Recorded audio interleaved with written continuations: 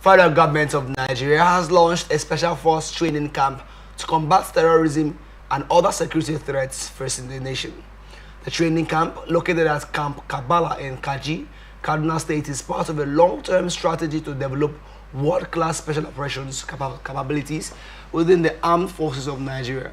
The Minister of Defense, Muhammad Badaru Abubakar, CON, MNI, said, "This milestone marks a new chapter in our commitment to strengthening Nigeria's defense capabilities, enhancing our response to evolving security threats, and ensuring that our forces remain among the best trained and most resilient in the world." The minister emphasized that the training program is designed to develop personnel in special combat tactics, counter-terrorism operations, intelligence gathering, and hostage rescue missions. Trainees will be prepared for high-risk missions in urban and hostile environments, ensuring adaptability to dynamic threats. He explained. Furthermore, the minister stated, "Our vision is to build a highly skilled, agile, and mission-ready force capable of executing specialized operations in diverse and complex environments." The training will also focus on building mental resilience, leadership under pressure, and fostering duty, discipline, and camaraderie among participants. The minister emphasized that the training will be rigorous, testing and refining the physical and psychological endurance of the troops. On launching another special force camp to combat terrorism. Do you think this is what we need currently in the fight against terrorism? Well, as for the issue of terrorism today in this country, I think to an extent I will attach a kind of political involvement in it. However, I want to say that the move, in a way, is good.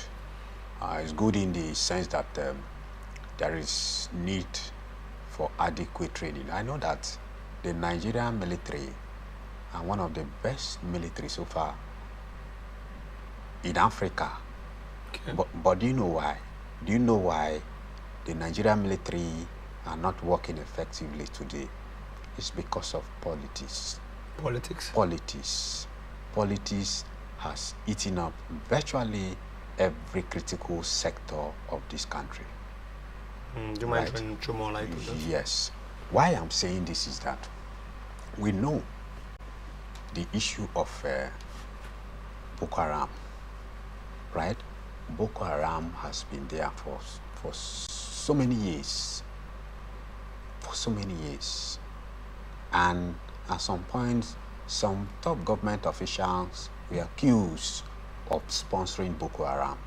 Hope you are aware. I don't want to begin to call name and make unnecessary, unnecessary, argument. But we know,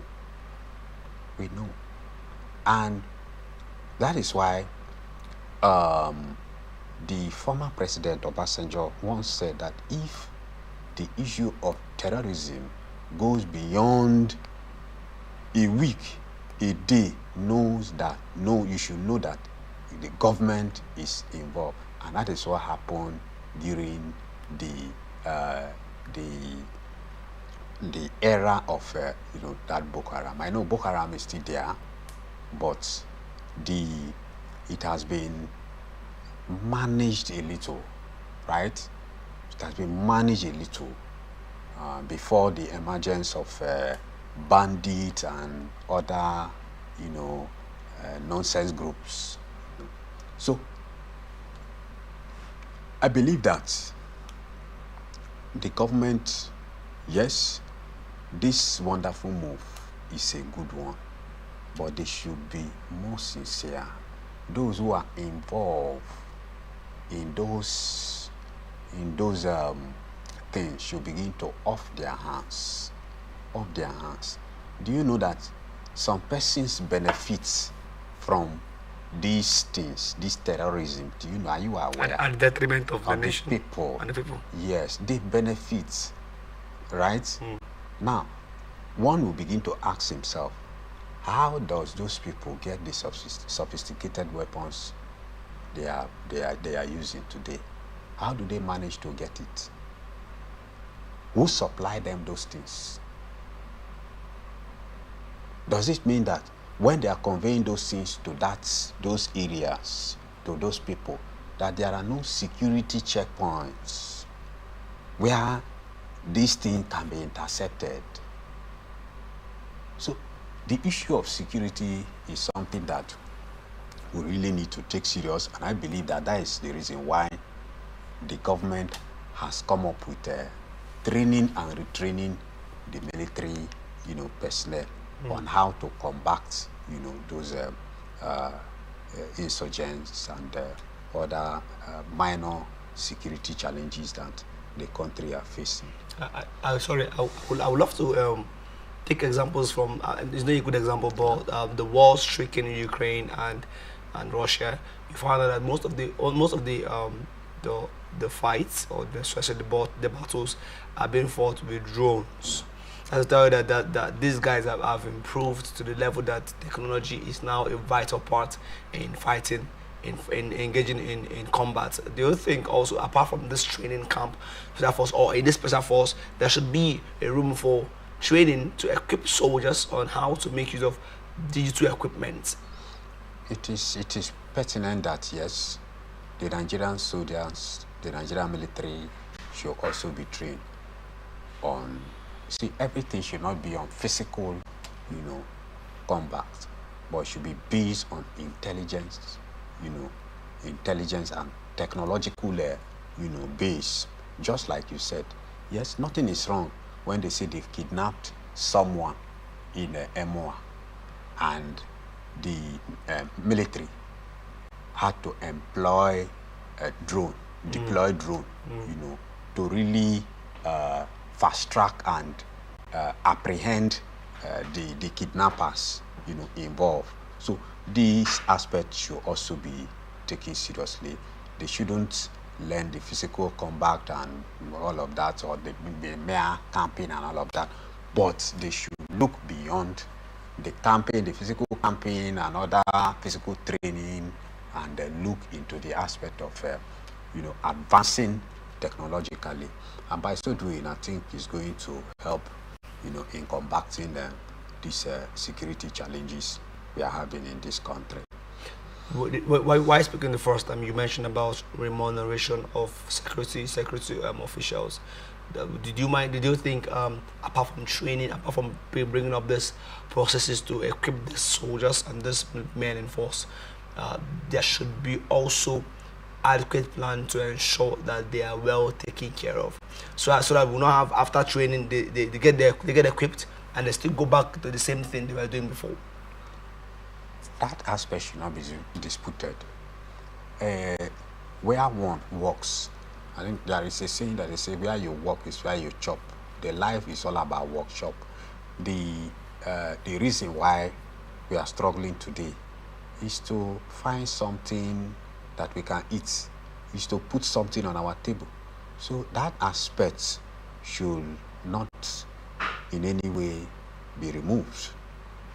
I have said it here that the security agencies are not being properly taken care of in this country. So the government should look into that aspect. We should take care of those people. If you see some of them where some police officers live, you weep. You weep. How it is, they live in an environment that when you see them, you feel for them, right? Because adequate provision has not been provided for these people. Their monthly salary is so low that they cannot even use it to take care of themselves. I'm not talking about their children. And of course, you know how the economy of this country is biting hard. Today, 50,000 naira cannot get you anything. 10,000 naira is nothing. And you are paying someone 150,000. So before, some police officers were being paid 50,000 now. 40 fought in this country.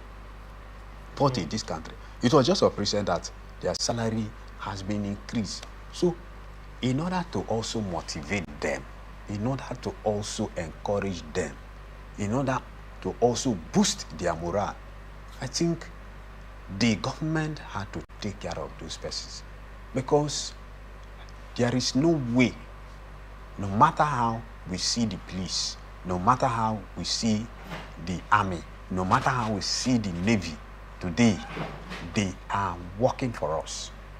They are protecting our lives.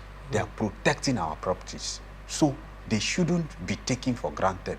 Look at people, government officials, who are not doing anything, who are just answering the name essay, who are just answering the name advisors, are the one going home with what? Millions of naira. But someone who will stay in Sambisa forest trying to protect the people, protect our protect Borders. communities, our borders, have been left in penury, in abject poverty. What will encourage them? That at the end of the day, there is no adequate insurance policy put that if peradventure anything happens to them, their family can even bounce back on it. There is no adequate insurance policy. I'm telling you the truth. Currently, there is no. If a policeman dies, you died. That's all. What they will do is that maybe the governor of that state, if you die, maybe mysteriously in a way that attracts sympathy, the governor of the state will just come, or maybe the chairman of the local government you're serving will just come and make some pronouncement. I'm going to take care of your kids. I'm going to give your family 20 million or 10 million. And sometimes they will not give it to them. It's just for the sake of camera, for people to begin to applaud them and all of that. But in real sense, they won't have it. And after that, everything goes off. Everything dies off. You mentioned the fact that the government has increased the remuneration for these officials. Now let's take it personal. Let's go down to the personal level. There are some persons that no matter how much they have been given, they still, that desire in them to still earn more still pushes them to twist themselves in a negative manner.